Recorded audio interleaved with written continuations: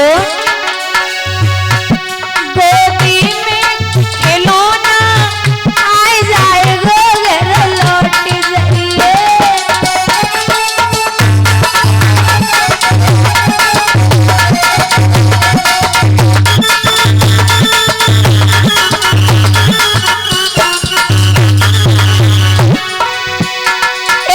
जब तक जग में चंद्र सितारे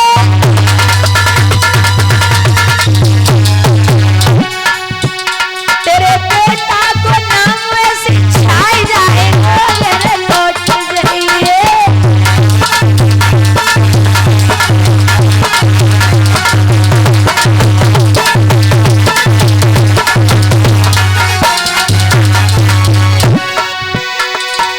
मरी करी अधो गति में जावे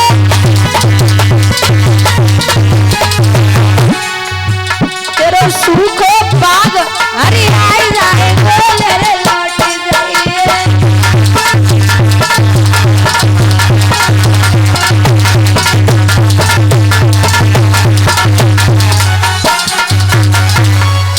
लौट जा।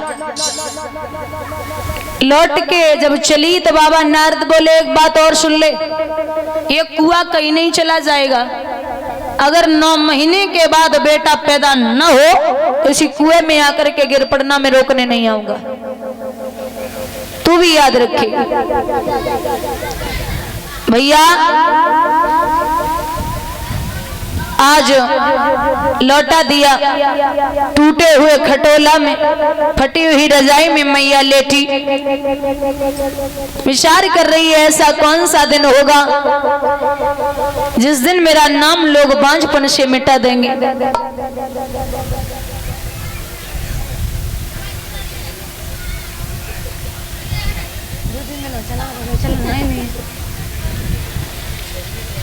जवाब दिया। सुबह जब हुआ राजा ने घोड़ा तैयार किया, जवानों को साथ में लिया है।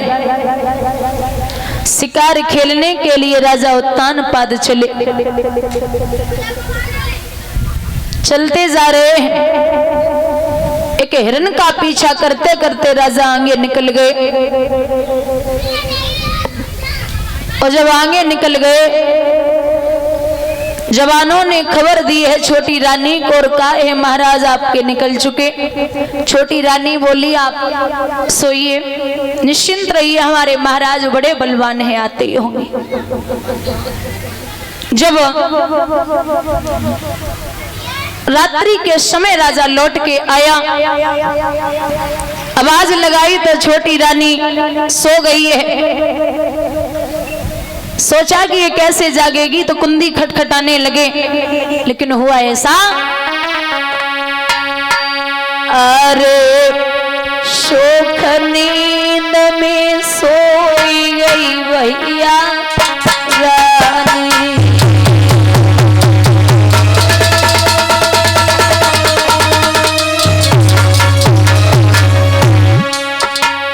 और राजा की सोनी नहीं जाने वानी।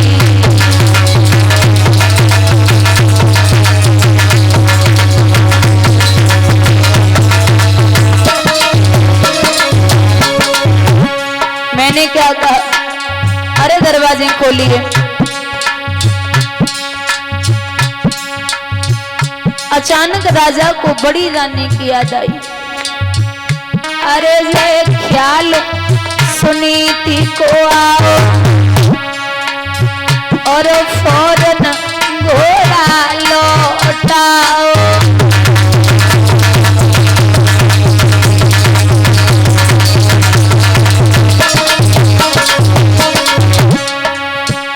राजा बड़ी रानी के यहाँ पहुंचे। अब वो तो एक ही आवाज लगाई वैसे ही उठ के बैठ गई, लेकिन बड़ी रानी ने दरवाजे ना खोले। जे इतनी रात में तो कबहू ना आए, हमें जब मालूम पड़ रही हमारी सौत ने हमें मारवे के लिए भेजो है। राजा बोले दरवाजे खोल दे। दरवाजे खोल, मैं छुप के आया हूं। जवाब दिया, ये महाराज छुप के आए हैं। क्या हुआ दादा? ए सिड़ियनु चली निवाई पकड़ी पुरिया बलम अपने की।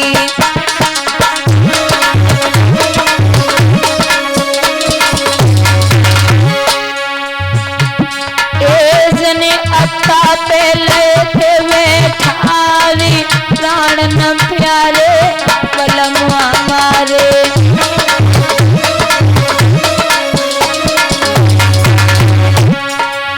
महाराज भूख लगी होगी, बोले बहुत तेज। आधी रोटी जौ की डली है, बाई पे नमक तो धर दो संभारी। आधी रोटी जौ की डली है,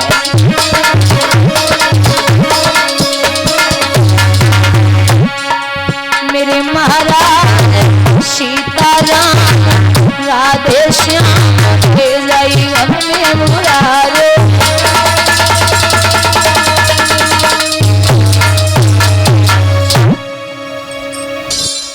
आधी रोटी जो की रखी थी, नमक रख करके महाराज आधी रोटी जब राजा को पकड़ाई तो वो एक निवाला जैसी तोड़ के मुख में रखो। बुजुर्गों याद रखना, वो एक निवाला गले से नीचे नहीं उतरो। आंखों से अश्रुधारा बहने लगी। राजा ने एक बात कही है कि देवी, ये एक निवाला गले से नीचे नहीं उतर रहा है, तुम ये रोटियां रोज खाती हो, कैसे हजम होती हैं? फटी हुई साड़ी से मैया ने आंसू पोंछे और जवाब दिया, श्रीमन आप रोइए मत। हाथ जोड़े। सुबह के 4 बजे रात्रि भर राजा बात करता रहा। 4 बजे ब्रह्म मुहूर्त में एक पुजारी ने घंटा बजा दिया। वहां से राजा हटा से नीचे आए। छोटी रानी दोनों हाथ चौखट से लगाई खड़ी। बोले कहां गए थे? इतनी तेज चिल्लाए तो राजा तो डराएगा। बोले मैंने पूछा कहां रहे रात भर? क्यों होगा तो मलिन छटा छवि छीन के सुंदरताई और चेहरा को ढकियो नूर फिर गई। काई रात सोते घर रहे, जान में लय रही धमकाई और बादन की करियो याद कसम बोते। आप रात्रि भर कहां रहे हो? राजा बोले राजू बंदर घोड़की ने काम नहीं करो तो जिंदगी में करवे वाली ना है। बोले तुझे क्या लगता? बोले सौत के आ रहे। राजा बोले तेरी सौगंध खाता हूं, मैं रात भर गेट के बाहर पड़ा रहा। अच्छे के लिए अगर कसम खाई जाए ना, झूठी कसम खानी पड़ जाए किसी अच्छे काम के लिए तो कोई दिक्कत नहीं है।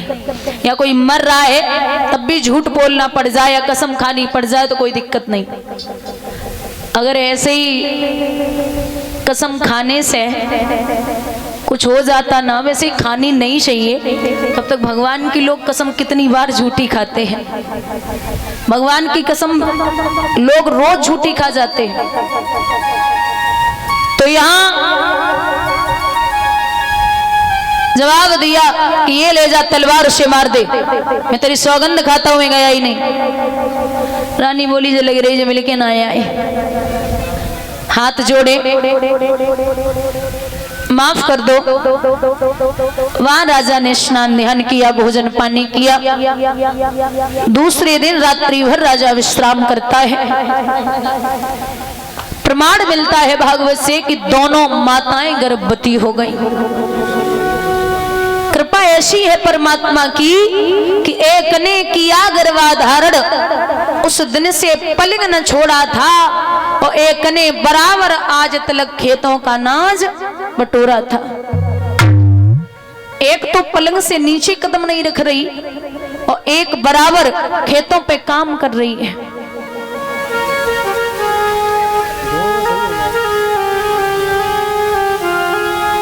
बंधुओं, किस्मत में पहले एक भी नहीं था और दोनों माताएं गर्भवती हैं।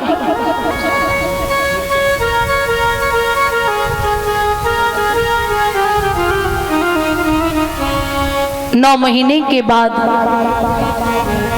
दोनों माताओं के गर्भ से पुत्रों ने जन्म लिया। बड़ी रानी के यहाँ पुत्र हुआ, एक पत्ते के बिछौने पे पड़ा है, और जो छोटी रानी है उनका बेटा सोने के पालने में झूल रहा है, और राजा दान लुटा रहे हैं, दूध की नदियां सी बही जा रही हैं। बड़ी रानी अटे पर खड़े होकर के देख रही है कि राजा को बड़ी प्रसन्नता है, ये तो सुंदर सुशील सुंदर सी पत्नी के मोह में सब कुछ भूल गए, इन्हें वान ही नहीं है कि बड़ी रानी के भी बेटा पैदा हुआ है। लिखते हैं विद्वान आंगन में बधाइयां बज रही हैं, माताएं 2-4 खड़ी हो जाएं, बधाई डाल लें।